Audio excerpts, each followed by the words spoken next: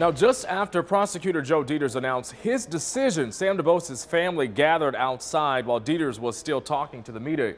DuBose's sister, Tarina Allen, says she feels like the decision sends a message that justice won't be pursued if the incident involves a police officer and an African American.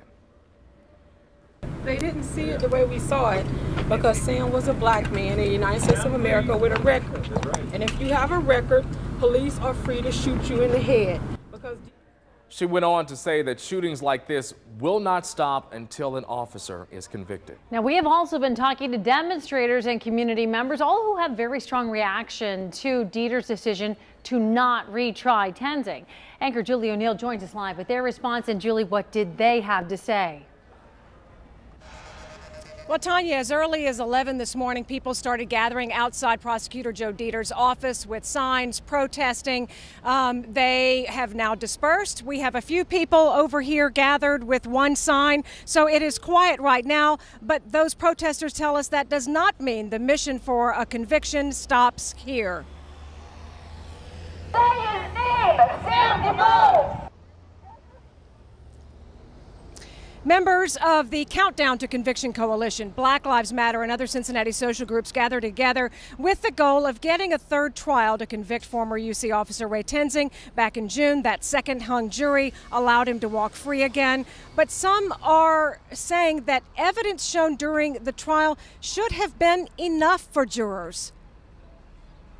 He chose to ignore evidence that would have and should have convicted anyone in a situation like that. So the only way that we're going to be able to see justice in this case is if we really organize and come together and say enough is enough. You can't keep killing black men.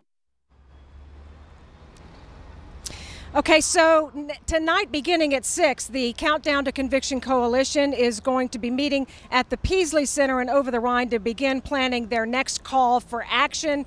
In the meantime, you know, you heard it from a couple of people. I've talked to a couple of dozen people just walking around downtown, black and white. Opinions on this do not necessarily fall along racial lines. Most I spoke to who are just regular people on the street weren't so passionate about their opinions, and many just said they feel like the system needs to improve in general. Live at the courthouse, I'm Julie O'Neill for the Now Cincinnati. Julie, thanks so much. You know, we also heard from Stu Matthews. He, of course, the defense attorney who represented Ray Tensing in both trials. He spoke with the Tensing family right after today's announcement. They were relieved by Mr. Deters' announcement this afternoon, but at the same time disappointed that it's not over. You know, when they heard that the Department of Justice may become involved in it and the potential years that may tack on to this thing. So let's recap here. Ray Tensing will not be tried a third time for murder. Charges against him have been dropped, but the case has been handed over to the U.S. Attorney to investigate possible civil rights violations. Right after today's announcement, I sat down one-on-one with Prosecutor Joe Deters to ask him how this decision weighed on him. That is coming up on 9 on Your Side at 6.